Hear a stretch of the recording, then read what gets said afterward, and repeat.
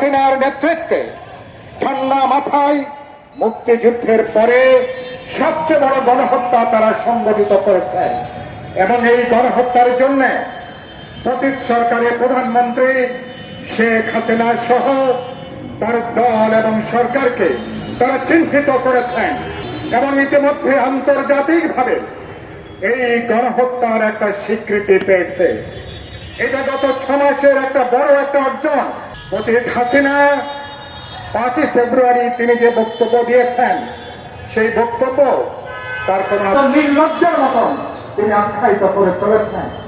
জাতিসংঘের মানবাধিকার কমিশন বিশ্বব্যাপী তারা জানিয়ে দিয়েছেন জুলাই আগস্টে বাংলাদেশে একটা গণহত্যা সংঘটিত হয়েছে।